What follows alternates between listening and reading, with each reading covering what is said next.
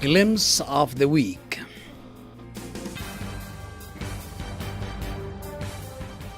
A weekly program prepared and presented by Khalid Al-Alawi.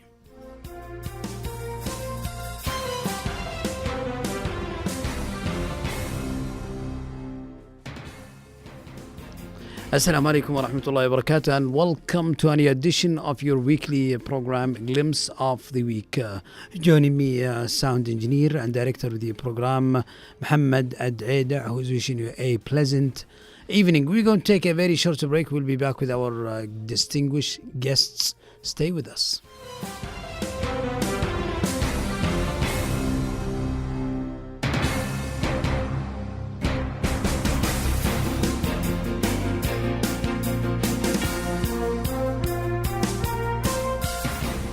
Welcome back. You have been listening to the broadcasting service of the Kingdom of Saudi Arabia, and this is your program, A Glimpse of the Week. I'm joined by two distinguished gentlemen. Starting from my right, Mr. Abdullah Zu'bi. He is an academic and also a linguistics as well. Mr. Abdullah, welcome to the program. Thank you very much, Mr. Khalid. We also joined by a very interesting person, Mr. Ibrahim Al-Rabi'a. He is a novelist and he has some very interesting story to share with us. Mr. Ibrahim, welcome to the program. Thank you very much. Assalamu alaikum wa rahmatullahi wa barakatuh. Ahlan wa sahlan bikum. Mr. Abdullah, can we maybe share sort of a short bio about you? You grew up where? Where did you go to school? And how did you end up here? I'm expecting this question, Okay. Mr. Khalid. Yes. We're Sure. expecting a good answer. Okay. Okay. Well, good evening to all of the distinguished audience who are listening to us from various parts of the Arab world and maybe in the United States. I know that some people are following us. As you know, my name is Abdullah Muhammad Sharif Zu'bi. I'm originally from Jordan. Grew up in Jordan back in early 70s, 80s, 90s. In the 90s, the whole decade I spent it in the United States, where I attended school. By the way, we call university in the States a school. And graduated from the State University of New York, majoring in psychology and minoring in media, linguistics. In New York, in Manhattan, or where? Albany. Albany, okay. Right. Media, linguistics, and translation. Mm-hmm. After that, I moved to Jordan. I actually traveled there to visit Jordan. There were quite a few incidents that took place, kind of sad ones. One of them, as you know, my parents passed away in a very dramatic murder. Mm-hmm. So, went to visit. Then I met the lady who became my first wife in MashaAllah. Jordan. That turned the whole trip from visiting into Marriage. yes, and staying in Jordan. Uh-huh. Then, as destiny goes, I met a gentleman by the name of Dr. Nasser, who was working in the Kingdom of Saudi Arabia. And He's a Jordanian. He's a Jordanian, Uh-huh. but he was born and raised in Riyadh. And he said, why don't you come and work in the Kingdom of Saudi Arabia? And that's when the whole thing started. That was back in 2002. Uh-huh. And we're in 2017, so we're talking about good 15 years. Huh? MashaAllah. Here I did a whole lot of things, as you know. I taught English in various universities, colleges, institutions.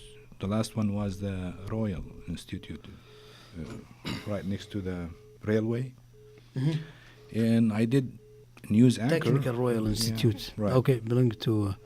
I did read the news, if you remember. I was news Ah. anchor, politics, and simultaneous interpreter, written translation, copywriting, all the good stuff that we MashaAllah. MashaAllah. And here we are. Today, we're still making the living. you know, Okay. so- I'll ask you the same question, Mr. Ibrahim. Just short bio to our listeners about you. Thank you very much, Mr. Khalid, for interviewing me in your program. Well, my name is Ibrahim Al-Rabi'a, originally from Eastern Province, particularly in Al-Hassa city, born in 1959. So when I was in secondary school a long time ago, I saw a paper in my brother's hands. He's telling me that Navy calling up for join them. So finally, I just went there and applied and joined the Navy right away. I was so happy, really. But it's a long story. And you were really. accepted? Exactly. Okay.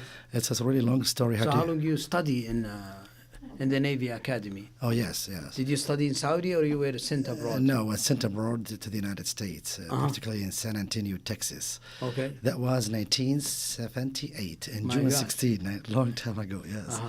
It was really fun to see a Did you different say life. 1978? 1978. Jimmy Carter was the president. That's right, a long time ago. Okay. But anyhow, it's really fun seeing different country, different life, different culture. And here I am studying English, and everything is going well. After a while, I went back home as a vacations.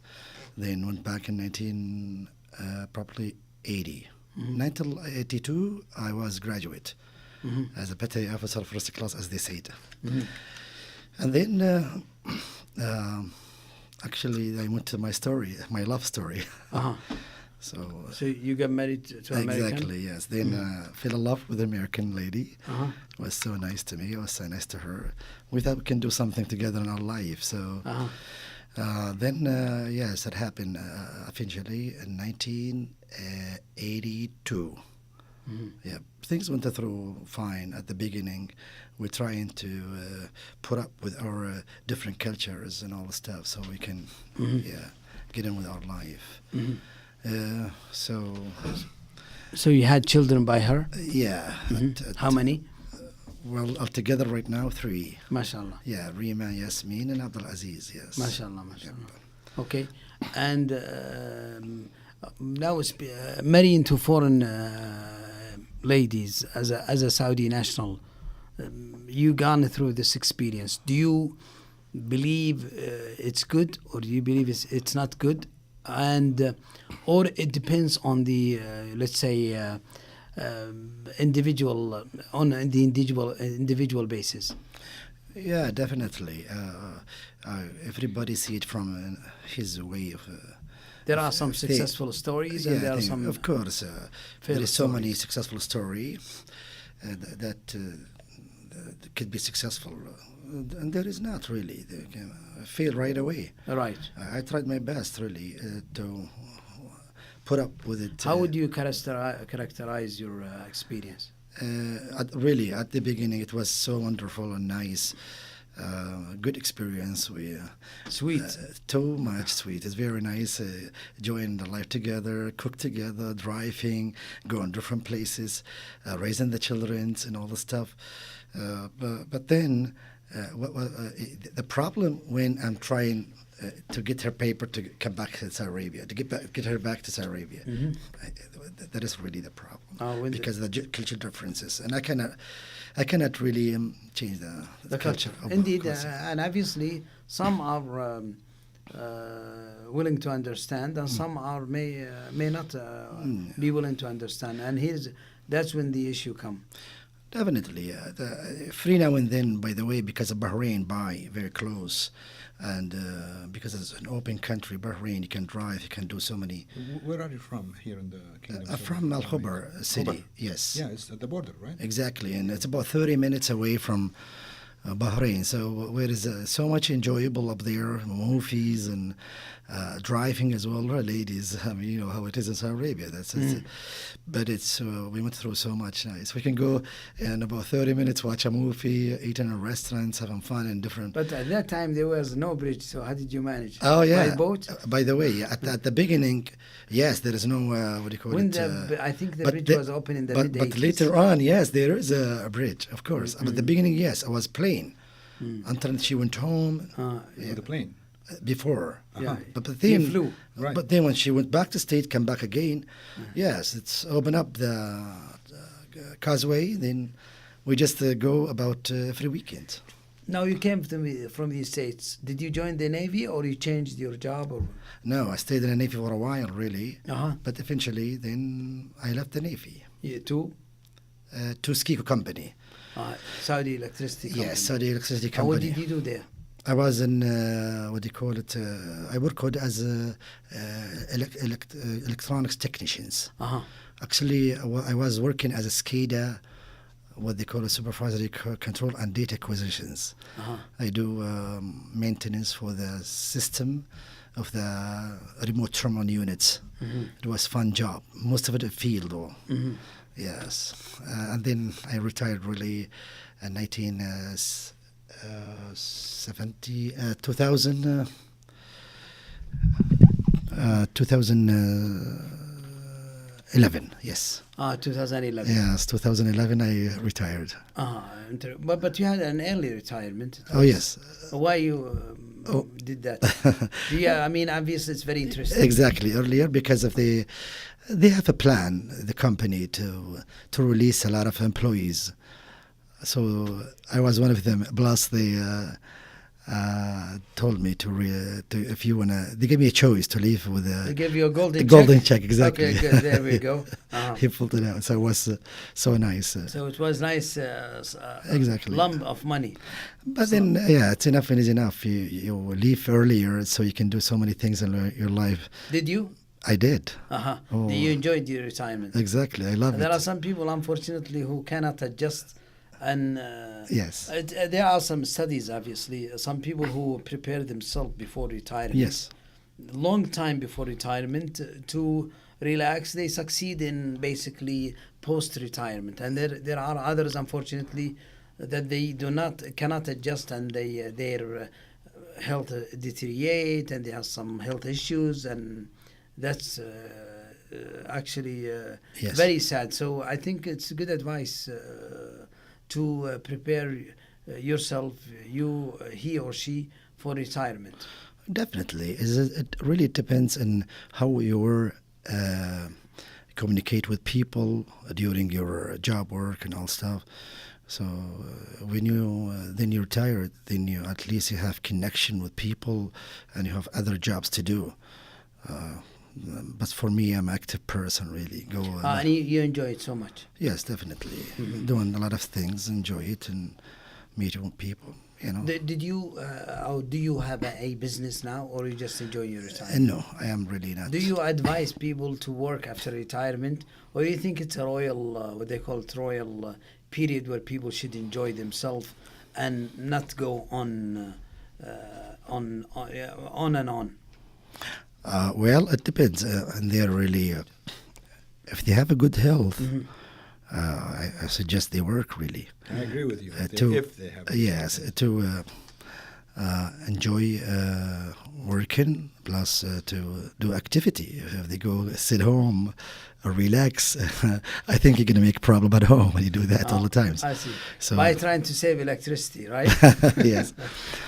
Because there's this joke about retired people. When they retire, they have nothing to do. They just go after their family by turn off the electricity. Don't waste water. And yell at the children and do this and do that. Watch out and stuff.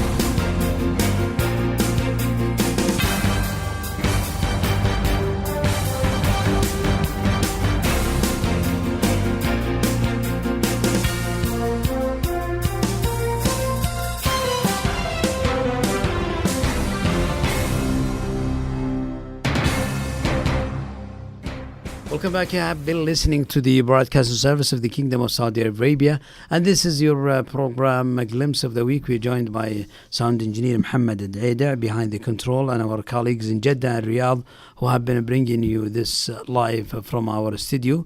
And we are also joined by two very interesting guests, Mr. Abdullah Zu'bi, a linguistics and also a copywriter, as well as Mr. Ibrahim Al-Rabi'a, a novelist and also also actually he have different experience, including working in the Navy and also in the Saudi electricity company. Now, Mr. Ibrahim, back to you and your story. You wanted to share with us your cultural experience with your American wife. Mm-hmm. Can you maybe shed some light on some of the, let's say, landmarks or points in your relations with her? Actually, it's a long story. If you're talking about culture between me and my ex-wife, I try as much as I can to make her understand about the culture. There is so many things really involved in here, but I feel in a way she experienced something that it's very difficult for her. We were eating on the floor, for example. She tried to do it. It was difficult. Regarding also abaya and hijab, you know what I mean? There's so many things. Also, as far as driving, there's so many things that she cannot really do it, even though she tried. But that's what make a relationship difficult for both of us, really. And I'm sorry, I cannot really help it. That's too much, really. It's I can't. It's and you know it's. So you had that even though there is a children, when you have a children involved, you know, maybe she wants to do it her own way. I want to do it in my own way, and here's the culture, you know, differences between us. So you had some custody issues with her? Okay, regarding that, because there's no way for her to live in Saudi Arabia because due to a lot of reasons, culture differences and all the stuff, and because they're totally live, and she can't. She said she want to go back home and live there, and that's about it. But anyhow, she ended up in the United States with the children's. So here's me. I cannot really live away from my children's, and big problem. But actually, my children has been neglected. Then I went to the United States. Finally, I put my paper through the court, and then they just saw everything. They follow up the education for my children's and everything. Finally, the court says their words. You know, they granted me full custody of my 3 children. Right. Yeah. And also take them back home. With yes, that was 1984. 84. Yes, exactly. 1984, yes. No, 1994. 84 when we... 82 got married. 84 got my first child, the honey eldest. years. Oh, yes. Okay. So in 1994, you brought your children back home. Oh, yes. But and they're living there ever since. They're living here. They're living here, by the way, and they went once to visit their mother. Because they are over 18 and I cannot do nothing to them. They still hold an American passport, and they cannot say anything about that. You know, they have whatever they choose. You know, whether so they decided to come back. Yes, they went to visit and come back. Came back. Yep, and then. But they go to these states to visit sometimes. Yes, they've actually adjusted to the living here. Yes, they adjusted definitely. They've been there that's a good thing, huh? for a long time. There is connection. Every now and then, but not too much. It's a good one, huh? It's a good one. Not animosity. Excuse me? Animosity is not like enemies, right? No, not at all. Them, no, it's okay. At the beginning, really, I was afraid for them. If they go there, they might not come back for some reason because of my children. I care for one thing. If they are sitting in the United States, it doesn't matter to me. Okay, but as long as as long as they're doing their education with a legal guardian, with their mother, and follow up with them, that's okay for me. So that's what they choose, and then the mother will and. You know, bring them up nice. That's all. That's it. But then things did not come right. And by the way, it happens with a lot of people. And myself, by the way, I tried and tried for years. So I failed. So I said, I'm sorry. I got to get the children by the law. And I was insisting they get my kids through the law. So I went to the United States and I told them, so I got the evidence, put myself a lawyer, and that's it. And I want a lot of people go through this Trauma. if they yeah, exactly, if they already want their children. Why? Because at the end, if you take them by kidnapping or whatever, the children is going to get effect.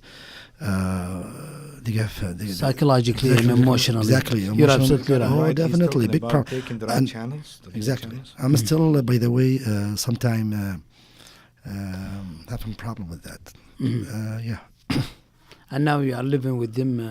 Yeah, I live with them. They're okay. They're fine. And by the way, we have good relationship with the United States Embassy as well as the American Consulate in Tehran. They will know me. And your children. I remember American Consulate. She visited me one time. She told me, Ibrahim. I said, what? They said, you are a very nice person because of the way you treated the children.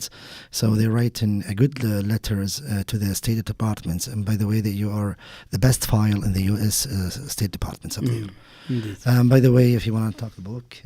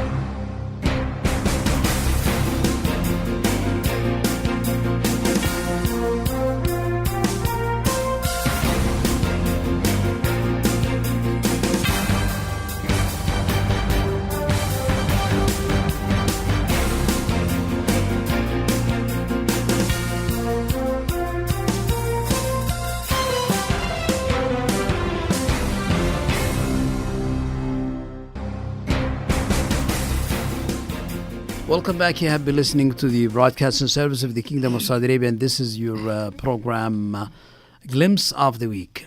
Now, Mr. Ibrahim, you have actually written a novel about this. Can you share your experience with our listeners, and how did you decide to make a novel about this?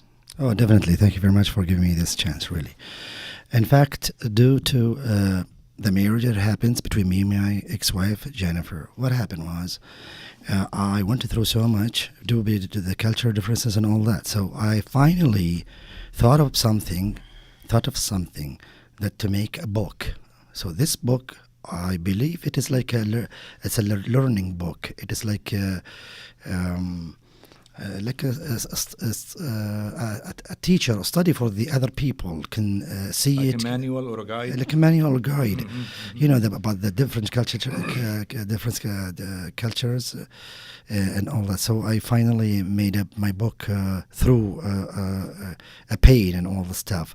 So you wanted to help other people. Exactly, I really want them. So yeah, and I really most of it I put the reality, and that's it. So I made a book. It's a long time ago. I was writing it years, but I couldn't really publish it. But at the end, anyway, so it became published. The novel is about 280 pages approximate. It is in Amazon Kindle right now. It's called Saudi, which represents Saudi Arabia. And Montana, it's the States. Where is my lovely States? Where is my lovely ex-wife? Whatever. I see. By the way, we're still friends. Good. But anyway, yeah. in books I show so much things, even though the mistakes I've done and the good things I've done. So I try be fair. Did you write it in both languages? Both, exactly, Arabic and English. Bilingual. There is a movie. I don't know if you remember that movie about Not Without My Daughter, maybe? Not Without My exactly. Daughter. It's with me in the house as Uh-huh. well as the tape. Did you watch it? Not all of it, but I kind I watched of it know when it about was it. released. Yes. Oh yes. And do you think it was fair the way it was? In a way, yes. I believe when she went to Bani Iran, she couldn't live and put up with that life up there. And The finally, regime. somebody helped Yes. her and took her up and whatever to where she lives. Uh-huh. But I want to say something about us. We all human being at the end.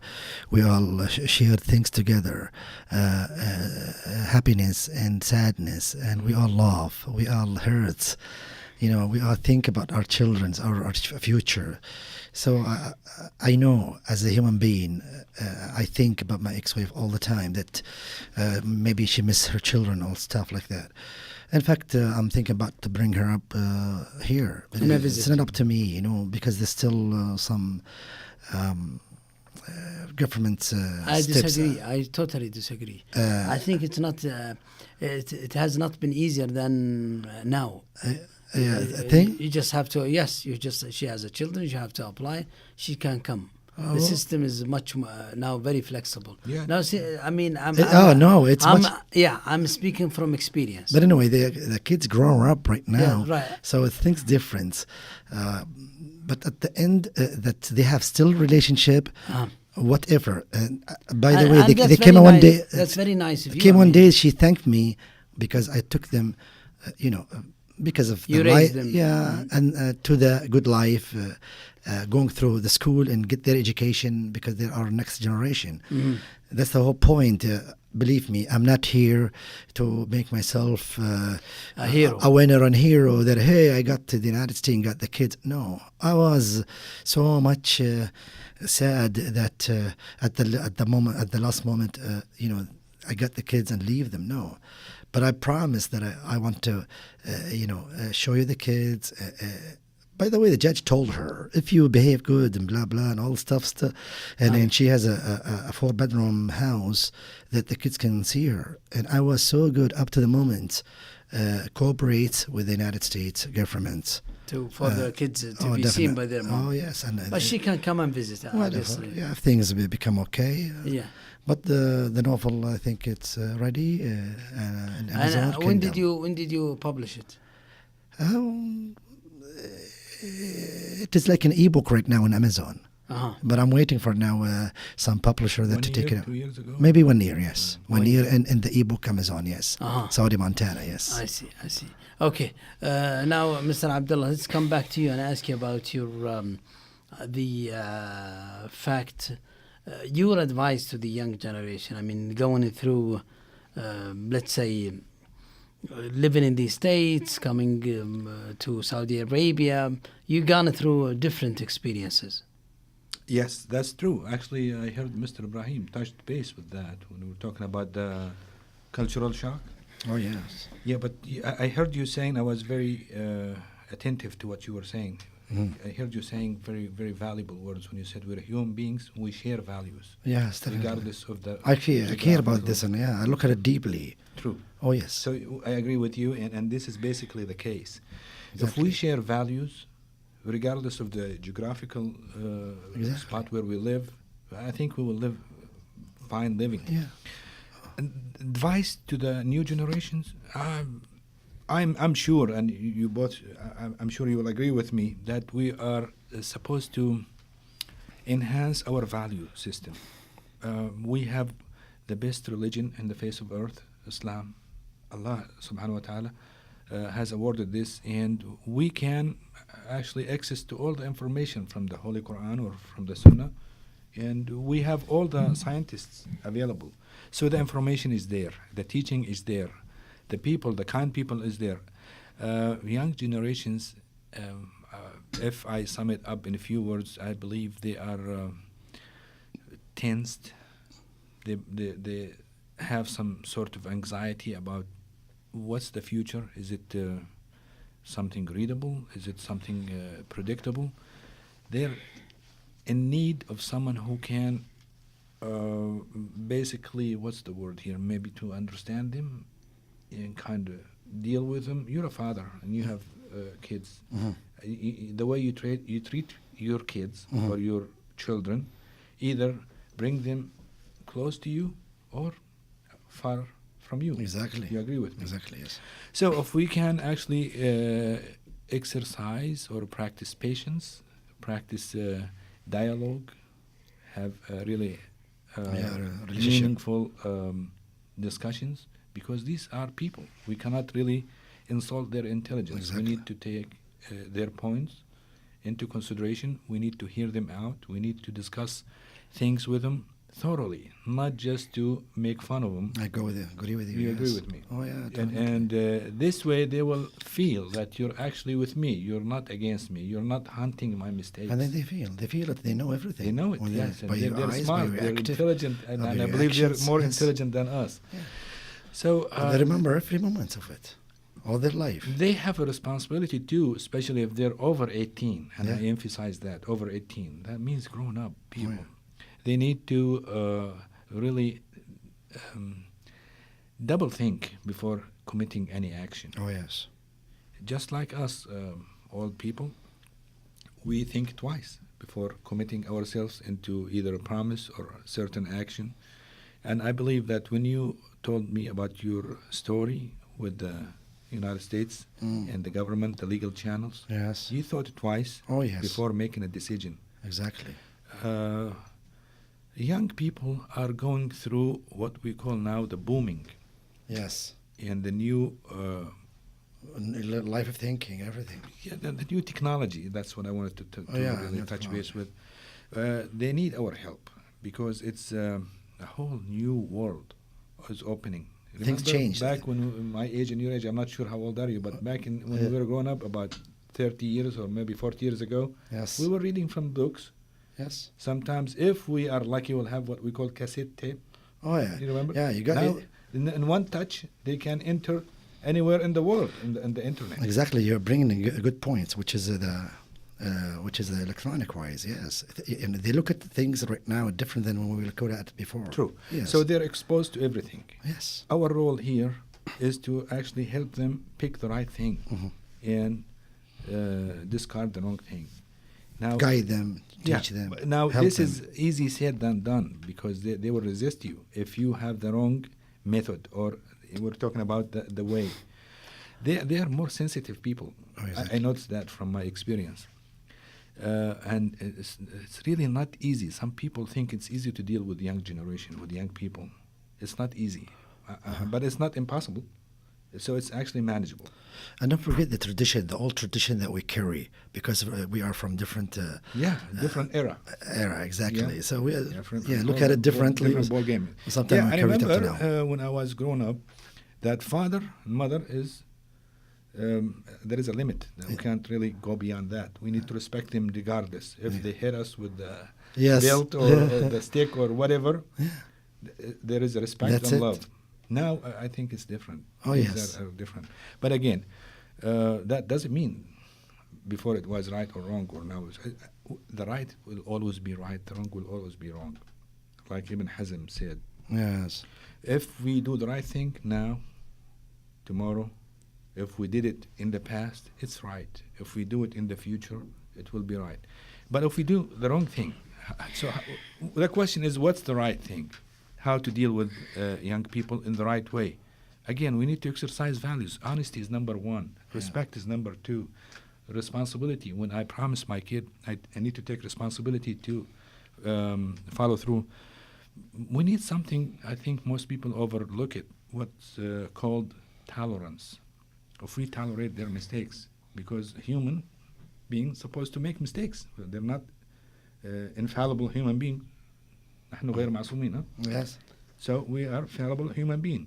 So if we We're tolerate not them- perfect. We're not perfect. If we tolerate them, we respect them, we take responsibility for them, and we love them, I think they will do the right thing eventually. Indeed, I rest indeed. my case. Mr. Ibrahim, something you want to say before we conclude? We're out of time. Well, actually, I really thank you very much for this interview, and I really enjoy it with you both. Beautiful topics, nice conversations. Again, thank you for the United States government, and thank you Saudi Arabia government for all the help that they give me. And at the end, really, I love my kids. They can choose whatever they want, and plus, I give them my heart and my time and their time. We share everything together, Inshallah. and we hope everything, the happiness for the all. Indeed. And hopefully beautiful life for everybody. Thank Mr. you very Abdullah, much. thank you very much for joining us in this edition of the program. Mr. Ibrahim Al-Rabia, thank you very much for joining us You're in very this edition welcome. of the You're program. very I'd like to thank our sound engineer, Muhammad Aida, our guests, Abdullah Zu'bi and Ibrahim Al-Rabia, who joined us in this evening. Thank you all very much. We would like also to thank our colleagues in Jeddah. Wassalamu alaikum wa rahmatullahi wa barakatuh. This is Khalid Al-Alawi wishing you a pleasant evening.